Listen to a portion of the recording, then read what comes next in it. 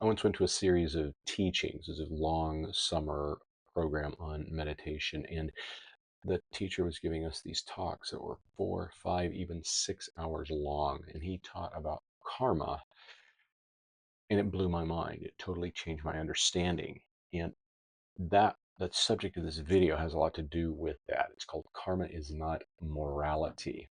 One of the most common confusions in studying Buddhism is, what is karma? People think it's a very simple thing, and it's actually complicated, and most people get it wrong. Even most Buddhists get it wrong. I got it wrong for years until I went to this teaching and learned it and worked my way through it. It was difficult, but it, I got a lot further along in my understanding. So sometimes it can be tempting to think of good karma as a reward for good behavior and bad karma as punishment for misbehaving. This perspective oversimplifies a deeply nuanced teaching. The Buddha framed karma as a cause and effect system, not as a moral system. For instance, if you commit what is commonly labeled as evil, it's not about being judged as inherently bad. There's no one judging you. Karma is not a person or a thinking thing. Instead, the Buddha explained that such actions lead to confusion and ultimately harm you. Why? Because the choices you make influence your mind and environment in a very deep and profound way. When you perform negative actions, you train your mind to align with negativity. Over time, this negativity manifests in your surroundings and your experiences. A practical example is addiction. Consider someone using heroin. Over time, they find themselves surrounded by others with the same addiction, internalizing the worldview shaped by that lifestyle. It's not punishment, it's a natural outcome of cause and effect. Because they do drugs, they want to be around people that do drugs. So they can find more drugs, and they don't want to feel weird around people. They want to feel normal around people. So they wind up in a drug environment.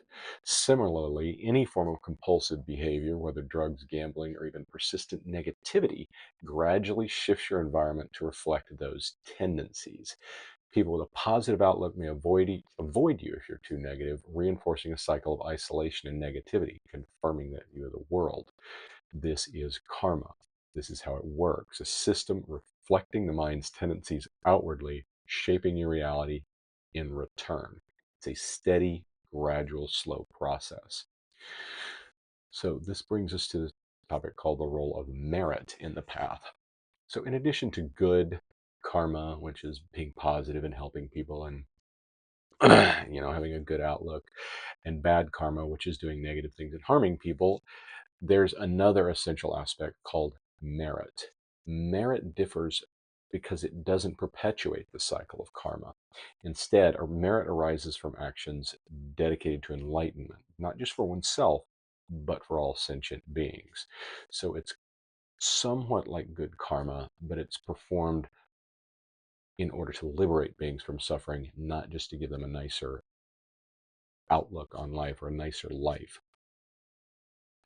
When such actions are performed, the resulting karma is burned up. It pushes you or whoever performs the action in the direction of enlightenment, which is to free oneself from karma altogether. So rather than creating further cycles of cause and effect, it ends that. Merit serves as a bridge toward liberation, transcending the ordinary patterns of karma. It's a key concept for those seeking a deeper understanding of spiritual progress. So, some of the practical implications. This nuanced understanding invites us to abandon our magical thinking about karma. It's not about earning some cosmic brownie points for good deeds or getting a little spanking for doing something wrong. Instead, it's about cultivating the awareness of how your actions shape your mind and the environment you inhabit. I'm going to say that again because that's the most important thing. How do your actions shape your mind and the outlook of your mind in the environment you're in? By engaging in positive and conscious actions, you create conditions conducive to growth and clarity. Scientific studies on neuroplasticity enforce the principle of karma. Repeated behaviors and thoughts not only shape one's environment, but also rewire the brain itself, reinforcing patterns in much the same way karma is described in the Buddhist teachings. So to move forward, it's important to do three things. One, see karma as a practical cause and effect process. If you do one thing, this is the result.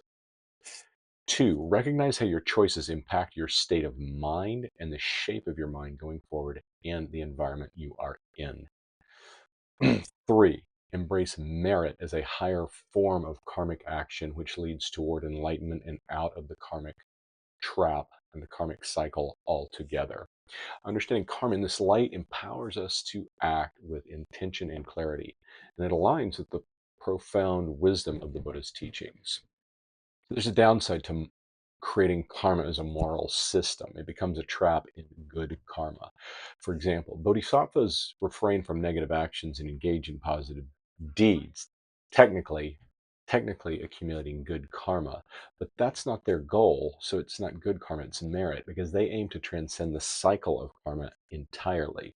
So good karma, while beneficial, remains tied to samsara and it wears itself out. The cycle of birth, death, and rebirth is perpetuated by good karma just as much as by negative karma.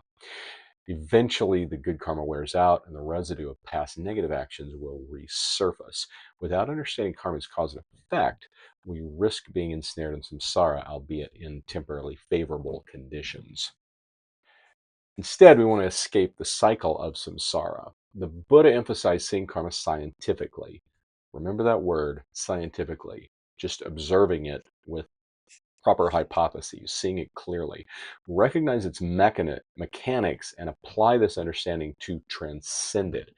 Rather than chasing the higher realms, the God realms, and profound states of mind or temporary pleasures through good karma, the focus shifts to cultivating liberation. This involves aligning one's actions with insight into karma's true nature, breaking free from its binding effects. So, with merit, which is this special type of karma that also understands emptiness and wisdom, it's imbued with wisdom and it pushes us toward wisdom and true understanding of the universe and the cycle of karma. So, unlike good karma, which perpetuates it, merit consumes itself as you progress along the path and it leaves no karmic trace. This is why merit is pivotal for anyone seeking to go beyond samsara. To conclude, confusing karma with morality risks veering into superficial practice. By seeing karma's cause and effect, we gain a lot of clarity. To recap, good karma brings temporary benefits but keeps you in samsara. Merit guides us toward enlightenment by exhausting karmic cycles. That's the key takeaway, and that's the meaning of karma altogether from the Buddhist perspective. The genuine path isn't about moral correctness. It is about freedom. Reflect on the intentions behind your actions. Are they rooted in worldly gain or do they aim to liberate yourself and others? This question is central to advancing your path and the Buddha's teachings. If you want to know how to work with merit, then you're going to need to learn how to do deep meditation. That's the subject of this video right here. And if you need to meditate for anxiety, check the link in the description and you can sign up for the beta testing if that is still active. If not, you can see the course. It's free.